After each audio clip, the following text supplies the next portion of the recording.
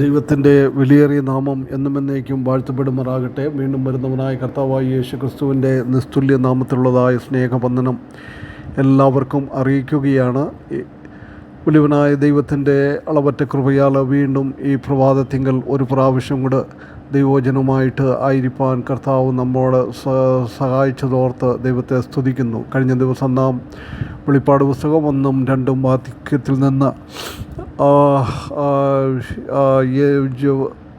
മതപരമായ ബാബിലോണിൻ്റെ തകർച്ചയെപ്പറ്റി അപ്പോസ്തലനായ യോഹന്നാനെ വിളിച്ച് കാണിക്കുന്ന ആ സ്ഥിതിയാണ് നാം കണ്ടത്. അവിടെ 7 കലശമുള്ള ദൂതന്മാരിൽ ഒരാൾ, അതാരാണ്? രാജാക്കന്മാരോട് വേശ്യവൃത്തി ചെയ്തു. തൻ്റെ വേശ്യവൃത്തിയുടെ മധ്യത്താൽ ഭൂവാസികളെ മത്തരാക്കി വെള്ളത്തിന്മേൽ ഇരിക്കുന്ന വേശ്യയുടെ ന്യായവിധി, അതാണ് നാം ചിന്തിച്ചുകൊണ്ട് ഇരുന്നത്. ഇന്ന് നമുക്കതിൻ്റെ അകത്തെ ഭൂമിയിലെ രാജാക്കന്മാരോട് വേശ്യാവൃത്തി ചെയ്ത ഒരു സ്ത്രീയും അതുപോലെ തന്നെ വേശ്യാവൃത്തിയുടെ മധ്യത്താൽ ഭൂവാസികളെ മത്തരാക്കിയതുമായ ആ സ്ത്രീ, അത് എന്താണെന്ന് നമുക്കൊന്ന് ചിന്തിക്കാം. ദൈവക്രോധ കലശം വഹിച്ച 7 ദൂതന്മാരിൽ ഒരുവൻ മതപരമായ ബാബിലോണിൻ്റെ ന്യായവിധിക്ക് കാരണമായ ഒന്നാമത്തെ പാവമായി യോഹന്നാനോട് വിശദീകരിക്കുന്നത് അവൾ ഭൂമിയിലെ രാജാക്കന്മാരോട് വേശ്യാവൃത്തി ചെയ്തു എന്നാണ്. ഭൂമിയിലെ രാജാക്കന്മാർ എന്ന വിശേഷണം സമൂഹത്തിൽ ഉന്നത സ്ഥാനം വഹിക്കുന്നവർ, വിശേഷാൽ ഭരണാധികാരികളും മതനേതാക്കളും ഉൾപ്പെടുന്നു. സൂര്യനെ അണിഞ്ഞ് കാൽക്കീഴ് ചന്ദ്രനും തലയിൽ 12 നക്ഷത്രവും കൊണ്ടുള്ള കിരീടവും അണിഞ്ഞ സ്ത്രീ ഇസ്രായേലായിരിക്കുമ്പോൾ സകല തിന്മയുടെയും ദുർമാർഗത്തിൻ്റെയും അസന്മാർഗികതയുടെയും ഉറവിടമായി ഭൂമിയിലെ രാജാക്കന്മാരോട് വേശ്യാവൃത്തി ചെയ്യുന്ന സ്ത്രീ ബാബിലോൺ ആയിരിക്കുന്നു. പഴയ നിയമ തിരുവെഴുത്തുകൾ വിശ്വാസത്യാഗത്തിൻ്റെയും വിഗ്രഹാരാധനയുടെയും ദൈവനിഷേധത്വത്തിൻ്റെയും പ്രതീകമായിട്ടാണ് ആത്മീയ വേശ്യാവൃത്തിയെ ചിത്രീകരിക്കുന്നത്. യഹസ്കേൽ 16-ാം അധ്യായത്തിലും യഹസ്കേലിൻ്റെ 23-ാം അധ്യായത്തിലും അത് നമുക്ക് ശ്രദ്ധിക്കുവാനായിട്ട് സാധിക്കും. ദൈവത്തെ ആരാധിക്കുന്നതിന് പകരം അന്യദേവന്മാരെയും ഭരണാധികാരികളെയും മതനേതാക്കളെയും ആരാധിക്കുന്നതാണ് ആത്മീയ വ്യഭിചാരം അഥവാ വേശ്യാവൃത്തി എന്ന് പറയുന്നത്. മഹാപീഡന കാല അന്ത്യത്തിൽ മഹാസർപ്പത്തിൻ്റെയും മൃഗത്തിൻ്റെയും കള്ളപ്രവാചകൻ്റെയും ഭരണത്തിൽ അനേക ജാതീയ രാഷ്ട്രങ്ങൾ അവരുടെ സ്വാധീന വലയത്തിൽ എത്തിച്ചേരും. അവർ സത്യദൈവത്തെ അറിയാത്തവരെന്ന നിലയിൽ മൃഗത്തെ ദൈവമായി അംഗീകരിക്കുന്നവരായിരിക്കും. ഭൂവാസികളെല്ലാം ബാബിലോണിൻ്റെ വേശ്യാവൃത്തിയിൽ പങ്കുകാരായി മൃഗത്തെ ആരാധിക്കുവാനിടയാകും. ഇത് മുന്നമേ യോഹന്നാൻ വിശദീകരിച്ചിട്ടുണ്ട്. 13-ാം അധ്യായം 8-ാം വാക്യത്തിൽ ലോകസ്ഥാപനം മുതൽ അറുക്കപ്പെട്ട കുഞ്ഞാടിൻ്റെ ജീവപുസ്തകത്തിൽ പേരെഴുതിയിട്ടില്ലാത്ത ഭൂവാസികളൊക്കെയും അവനെ നമസ്കരിക്കുമെന്ന്. രണ്ടാമതായിട്ട് ഇവിടെ നാം കാണുന്നത് വേശ്യാവൃത്തിയുടെ മധ്യത്താൽ ഭൂവാസികളെ മത്തരാക്കി.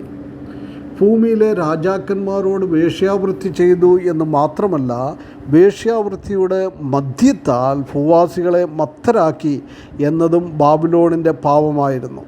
വേശ്യയായ ഒരു സ്ത്രീ പാപം ചെയ്യുന്നു എന്ന് മാത്രമല്ല, അനേകരുടെ അവളുടെ പാപപ്രവൃത്തികൾക്ക് പ്രേരിപ്പിച്ച് അതിനെ കൂട്ടാളികളാക്കുകയും ചെയ്യുന്നു.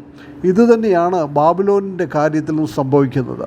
ബാബിലോൺ ആത്മീയമായും മതപരമായും അധപതിക്കുന്നുവെന്ന് മാത്രമല്ല, ജാതീയ രാഷ്ട്രങ്ങളെയും ഭൂവാസികളെയും അതിലേക്ക് നയിക്കുകയും ചെയ്യുകയാണ് ചെയ്യുന്നത്. ഭൂവാസികൾ ഭൂമിയിൽ വസിക്കുന്നവർ എന്നുള്ള വിശേഷണം വെളിപ്പാട് പുസ്തകത്തിൽ പൊതുവെ അവിശ്വാസികളെ കുറിക്കുന്നതായിട്ട് പലയിടങ്ങളിലും നമുക്ക് കാണുവാനായിട്ട് സാധിക്കും.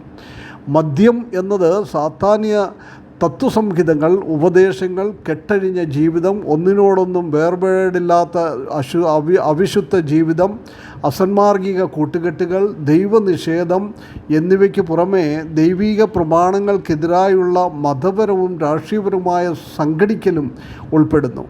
മതപരമായും രാഷ്ട്രീയപരമായും ഉയർച്ചയിലെത്തുന്ന ബാബിലോൺ സകല ഭൂവാസികളെയും അവളുടെ അസാന്മാർഗികത എന്ന വേശ്യാവൃത്തിയുടെ മദ്യം കുടിപ്പിച്ച് മത്തരാക്കും എന്ന് ഇവിടെ നമുക്ക് കാണുവാനായിട്ട് സാധിക്കും. മത്തരാക്കുക എന്നാൽ സ്വയമായി ചിന്തിച്ച് യുക്തമായ തീരുമാനമെടുക്കുവാൻ കഴിയാത്ത വിധം മാറ്റിയെടുക്കുന്നതിനെ കുറിക്കുകയാണ് ചെയ്യുന്നത്.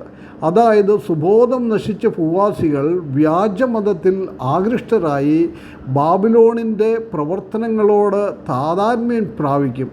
ബാബിലോണിൻ്റെ ഇപ്രകാരമുള്ള പ്രവൃത്തിയെ യെരമ്യാ പ്രവാചകൻ പ്രസ്താവിച്ചതിനോട്ടുള്ളത് ചേരുന്നു. യെരമ്യാവ് 51:7 ബാബേൽ യഹോവയുടെ കയ്യിൽ സർവ്വഭൂമിയെയും ലഹരി പിടിപ്പിക്കുന്ന പൊൻപാനപാത്രം ആയിരുന്നു. ജാതികൾ അതിലെ വീഞ്ഞു കുടിച്ചിട്ട് അവർക്ക് ഭ്രാന്ത് പിടിച്ചു എന്ന് കാണുന്നു. ധനസമ്പാദനത്തിനും ശാരീരിക സുഖസംതൃപ്തിക്കും വേണ്ടി പരപുരുഷന്മാരെ തേടി അസന്മാർഗിക പ്രവർത്തനങ്ങളിൽ ഏർപ്പെട്ട് ജീവിക്കുന്ന ഒരു സ്ത്രീയെ വേശ്യ എന്ന് വിശേഷിപ്പിക്കാം. എന്നാൽ ഇവിടെ വേശ്യ എന്ന പദപ്രയോഗം ചൂണ്ടിക്കാണിക്കുന്നത് ദൈവത്തെ വിട്ട് ആത്മീയമായി അധപ്പതിച്ച് വിഗ്രഹാരാധനയിലും കപടഭക്തിയിലും മുങ്ങിക്കുളിച്ച് കഴിയുന്ന വ്യാജമത വിലാസത്തിനുള്ള ലോകത്തെയാണ്. ദൈവസഭ അവളുടെ കാന്തനും ആത്മനാഥനുമായ ക്രിസ്തുവിനോട് വിശ്വസ്തത പുലർത്തുന്നു. കർത്താവിൻ്റെ ഭൂമിയിലേക്കുള്ള ഒന്നാം വരവിൽ കർത്താവിനെ അന്നത്തെ മതനേതാക്കൾ അംഗീകരിച്ചില്ല. റോമൻ ഭരണവും മതപുരോഹിതന്മാരും ദൈവീക പ്രമാണങ്ങൾ വിട്ടു ജീവിച്ച് ഇന്നും ക്രിസ്ത്യാനികളെന്ന് വിലാസമുള്ള ബഹുഭൂരിപക്ഷവും വിഗ്രഹങ്ങളെയും മനുഷ്യദൈവങ്ങളെയും ആരാധിക്കുന്നു. എന്നാൽ സഭയെടുക്കപ്പെട്ട ശേഷം ക്രിസ്തീയ സഭകളെന്ന് അവകാശപ്പെടുന്നവരെല്ലാം ഒരുമിച്ച് സംഘടിക്കും. മതവും രാഷ്ട്രീയവും തോളോട് തോൾ ചേർന്ന് പ്രവർത്തിക്കും. ഫലമോ യോഹന്നാനോട് ദൂതൻ വിശദീകരിച്ച വേശ്യാവൃത്തി ഭൂമിയിൽ അരങ്ങേറും. ഇന്നത്തെ റോമൻ സഭയും മഹാവേശി എന്ന വണ്ണം എണ്ണപ്പെടും. മഹാവേശിയുടെ പ്രവർത്തനം എന്നത് ക്രിസ്തുവിൻ്റെ ഉപദേശത്തിൽ നിന്ന് മനുഷ്യരെ വ്യതിചലിപ്പിച്ച് അവരെ വിഗ്രഹാരാധികളാക്കി മാറ്റുക എന്നതാണ്. തെറ്റായ ഉപദേശങ്ങൾ പഠിപ്പിക്കുക, ദുരാചാരങ്ങളും കർമ്മങ്ങളും നടത്തി ജനങ്ങളെ മത്തരാക്കുക അഥവാ അന്ധരാക്കുക എന്നിവയാണ് ഇവിടെ നമുക്ക് കാണുവാനായിട്ട് സാധിക്കുന്നത്. വീണ്ടും നാം കാണുന്നത് പെരുവെള്ളത്തിന്മേലിരിക്കുന്ന മഹാവേശിയുടെ ന്യായവിധി ഞാൻ കാണിച്ചു തരാം. നാമധേയ ക്രൈസ്തവ സഭകൾ ഒന്നിച്ച് ഭൂമിയിലുള്ള സകല മതങ്ങളോടും ചേർന്ന് ഒരു ലോകമതമായി രൂപം കൊണ്ട് ദൈവത്തിനെതിരായി വേശ്യാപ്രവൃത്തി ചെയ്യുന്നതിനാലാണ് സ്ത്രീയെ മഹാവേശിയായി വിശേഷിപ്പിക്കുന്നത്. മഹോപദ്രവകാലത്ത് ബാബിലോൺ ശക്തി പ്രാപിച്ച് ഭൂമിയിലെ രാജാക്കന്മാരോട് വേശ്യാവൃത്തി ചെയ്യുകയും അവരെ അവളുടെ വേശ്യാവൃത്തിയുടെ മദ്യം കുടിപ്പിച്ച് മത്തരാക്കുകയും ചെയ്യുന്നതായി യോഹന്നാനെ ദൂതൻ ധരിപ്പിക്കുന്നു. അതിനുശേഷം മഹാവേശിയായ അവളുടെ ഇരിപ്പ് പ്രസ്താവിക്കുന്നു. പെരുവെള്ളത്തിന്മേതെയാണ് മഹാവേശിയുടെ ഇരിപ്പ്.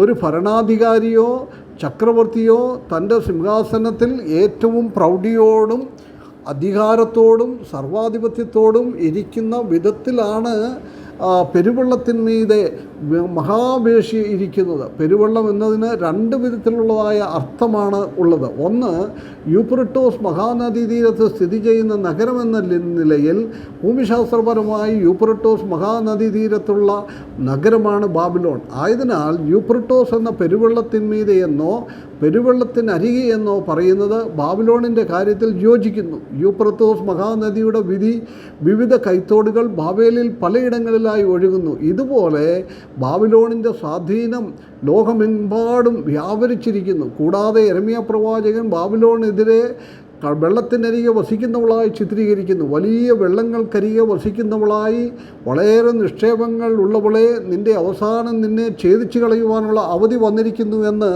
യെരമ്യാ പ്രവാചകനും 53-ാം അധ്യായം അതിൻ്റെ 13-ാമത്തെ വാക്യത്തിൽ നമുക്ക് കാണുവാനായിട്ട് സാധിക്കും.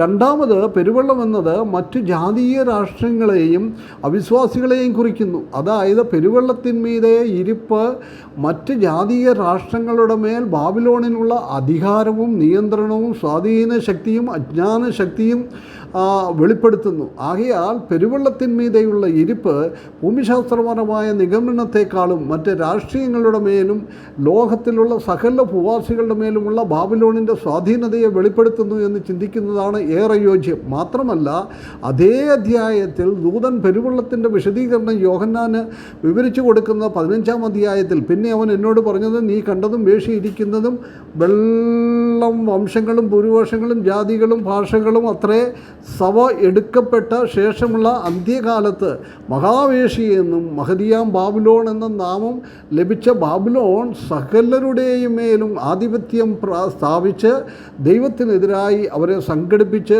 വ്യാജ ആരാധനയും മ്ലേച്ഛ പ്രവർത്തനങ്ങളിലും ഏർപ്പെടും. അതിനായി ഭൂമിയിലെ രാജാക്കന്മാർ അഥവാ ഭരണാധികാരികളും സമൂഹത്തിലെ സകലരുമായി വേശ്യാവൃത്തി ചെയ്ത് സകലരെയും മത്തരാക്കും എന്നാണ് ഈ വാക്കിൽ നിന്ന് നമുക്ക് മനസ്സിലാക്കുവാനായിട്ട് സാധിക്കുന്നത്.